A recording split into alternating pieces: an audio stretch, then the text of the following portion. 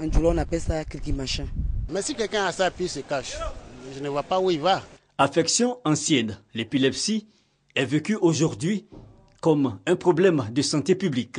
L'épilepsie, par son impact socio-sanitaire, psychologique et culturel, indispose son porteur et l'isole dans la société.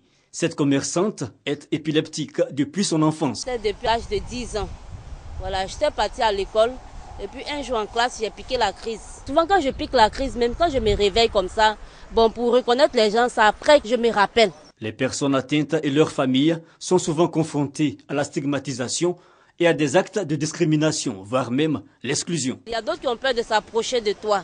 Voilà, parce qu'ils se disent que la salive qui coule là, bon, ça va les contaminer. Puis je suis avec quelqu'un. La personne, il s'occupe pas quoi, ça ne lui dirait. Maladie non contagieuse, l'épilepsie est la deuxième cause de consultation chez le neurologue après la migraine. C'est une maladie qui est en rapport avec une décharge anormale de plusieurs neurones, ce sont les cellules nerveuses, qui déchargent en même temps.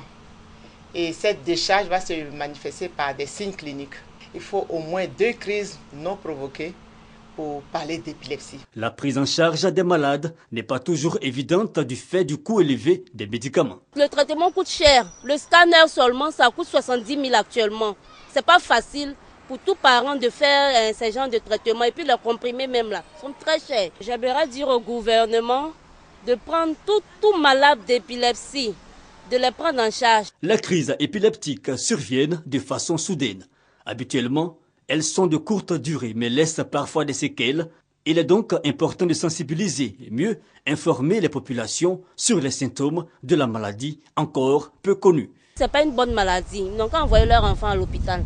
Parce que partout où tu vas, tu n'es pas en sécurité. Actuellement, bon, je n'ai pas de problème. Depuis, je prends les médicaments. Combat mené aussi par l'Association ivoirienne de lutte contre l'épilepsie.